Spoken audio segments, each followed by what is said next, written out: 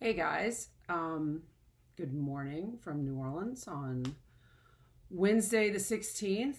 Um, Been a lot going on in a lot of people's world. Well, in everybody's world, really, right? I mean, even if you don't have fires surrounding you or hurricanes bouncing around your hometown and the hometowns of lots of people you love and care about, there's still a lot going on even with that. In the meantime, I have also moved. You might notice my background is different yet again. Since I guess I'm exposing my life on video here, I've packed up my house now because I have a friend moving in, and most of my stuff is in storage. Some of my stuff came here to my mom's, and so that's where I am addressing you from today. My new digs on the river until Vivian and I go back to California, which I think is going to be at the beginning of October, but I no longer predict my life because things keep changing and I'm trying to go with the flow. So who knows? But I wanted to address something that's been bouncing around my mind and that has been very present for me in the last couple of weeks. And so I thought I would share. And what I want to talk about today is something that I call, and I mean, I'm not in make up this term, coherence, right? And I know that a lot of people have heard, the terms of, being in the now, being present, being mindful. And I think that sometimes when terms start to get overused or they start to feel cliched, people sort of tune them out, right? And they make a decision and a judgment about what that means. And I like the term coherence for a variety of reasons. The definition of coherent is something that is part of a unified whole, something that is together and unified with all things around it, right? So if you think of a piece of writing that's coherent, it hangs together as a unified whole. It makes sense from beginning to end. A unified essay, I mean, what is it they say? You tell them what you're going to tell them, you tell them, and then you tell them what you told them, right? So it's all of a piece, right? And when I think about coherence in terms of my own state of being, right? That's whether or not I'm in tune with everything around me, right? Whether I'm in tune with what's going on inside me, my interior state, as well as my exterior state, whatever that is. So the way this has really come up for me is because of my dog, right? So some of you may know that I have a lovely Shepherd Husky mix named Ollie, who's lying here at my feet very sweetly right now. And he had to go to reform school because he had some issues. And since he came out of his reform school, I have been working very diligently with him in the way that they taught me to do, right? And one of the things that we do every day, actually we do it twice a day, is we have work walks. And our morning work walk is about a 4-miler. And what I have come to understand is that he is a fantastic barometer of my coherence, right? Because he is supposed to be completely focused on the walk the whole time. He is not supposed to get distracted, because getting distracted is when we get into trouble, right?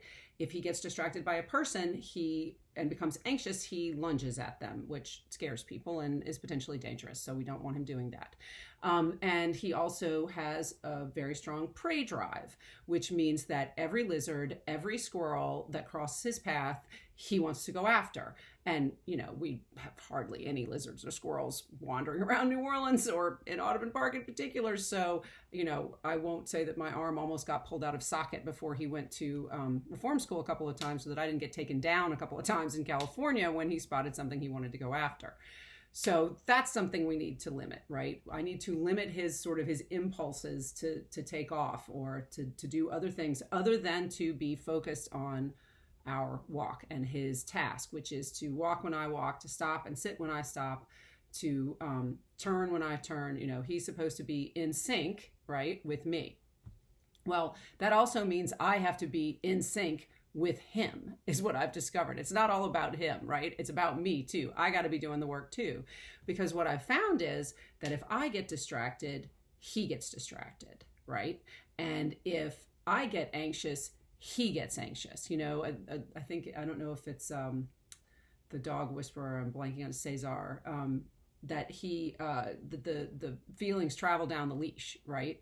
And it has been a really interesting and fantastic experience to have to be doing this, because it really does tell me where I am at any given moment, right? And when I start to get distracted, he starts to, pull on the leash because he's about to go after a squirrel, or he's looking at a lizard, or he's, about to lunge. That is stuff I have to stay on top of that, right?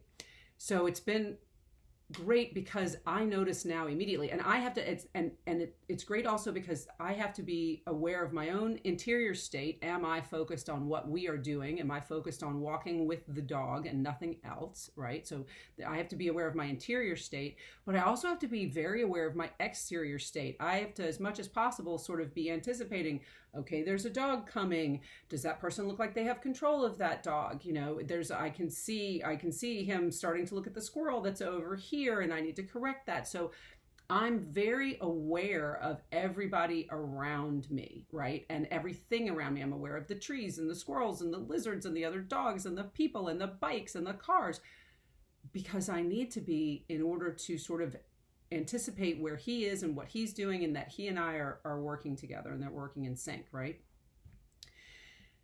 So what that has allowed me to do is to then, when he gets distracted, that means I'm distracted. So then I have this immediate feedback, right? Saying, Catherine, you need to pay attention to what's going on. You've left the scene here. You are no longer in coherence with yourself and everything around you. So then that led me to think, okay, what takes me out of coherence, right? And what takes me out of coherence is anything that's not a part of what's going on right now, right? And that doesn't mean that any particular feeling at any particular moment is bad. I'm not labeling or judging them. I'm simply asking, are they in coherence with is it in tune with what's going on, or have I allowed myself to get into my head to start thinking about things that have nothing to do with what's going on right now, right? In this moment. So I, as I'm pondering this, I'm thinking, okay, so it's all about checking in with my interior state. And if I'm sad, okay, that's fine. There's nothing wrong with being sad. I can be sad and I can be in coherence with that sadness. I can feel that sadness. I can be with that sadness. I can observe it. But that doesn't stop me from observing the things around me, right? I don't have to attach any thoughts to that sadness. I can just feel it and be with it and still stay in coherence with everything around me, right? But if I find, like, for instance, that I'm starting to feel anxious when I'm walking my dog, now, if that anxiety is because I'm afraid my dog is going to do something, then I need to think about, okay, how can I change that? Like, if I'm, do I need to be anxious about that? Is he doing something dangerous now? Does he seem to be having an issue? If he doesn't, then I can check that, right? I can say, okay, I don't need that. And if that anxiety is coming from something that I'm thinking about that I need to do, or that I'm worried about, or that I'm turning over in my mind, that's not part of what's happening right now. That the only real reason that I should be anxious if I'm on a walk with my dog is if a bear appears and starts to chase me, right? Then I should be anxious. Then I should be worried, right? But there's nothing to worry about or be anxious about on my walk. Now, if I were about to go on stage and perform or make a presentation, or as a lovely friend of mine has tomorrow, a big hearing, then I might be anxious as I'm waiting to, go on stage, or for the beginning of the hearing. I might feel some anxiety, and that would be very much in coherence with what's going on in that moment, right? That would be in tune with it, because your body is saying, okay, we gotta do something. We gotta rev up here, right? And that doesn't mean that it's bad. It's just, that's where you are, right? Or if you're being chased by a bear, you're anxious, So that's when I started to realize, okay, I can use this situation, my dog being this great immediate feedback training for me, right, as much as him, about coherence, about whether or not I'm in coherence, because I can see if he's incoherent, I can feel if he's in coherence, and I know I'm not if he starts to lose it, right? Then I need to check myself and get back with him. So thank you, Ollie, for that. The other thing that I thought about in turning this over is the idea, I think it's called the law of observation, right? And that is, if I'm not incorrect, in physics, there's this, they've come to understand that anytime you observe the activity of, let's say, an atom, right, that automatically changes the state of the atom simply by observing it, simply by acknowledging it, right? And I know that's true of feeling states, right? That if you observe, if you are aware of feeling anxious, feeling fearful, feeling sad, feeling happy, you automatically change that state in some way simply by observing it, right? And I'm not saying that you change it for the good or for the better, but you change it, right? And so if you are able to change it simply by observing it, then that also means that you might be able to change it by thinking differently about something, or by saying to yourself, that's not part of my existence right now. That's not part of my coherence right now. Right now, I want to be in coherence with what's around me and what's going on inside me right now. And I want to check on that, and I want to say, okay, this is where I am, and acknowledge it. And then make sure that I'm still in coherence with everything that's around me. I'm aware of everything that's around me. So that's what I have to say about coherence and what my dog taught me today. I hope it gives you some things to ponder, to think about, and maybe a slightly different way of thinking about this idea of being present. And it's still about dropping into your senses, that we've talked about in other videos. That's a tool that you can use to get into coherence, right? To say, okay, what am I feeling? What am I touching? What am I tasting? What's the air feel like? Where are my feet? What does it feel like to move in my body? What does it feel like to hold the leash with my dog? Where is he? What's going on? What's going on around us? What do I see? What do I hear? That's still a tool that you can use too.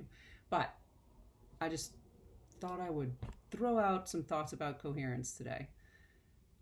I hope it was helpful, and best to all of you. Big love, and thinking a lot about what's going on all over the place. So holding a lot of people gently in my mind. Love y'all. Bye.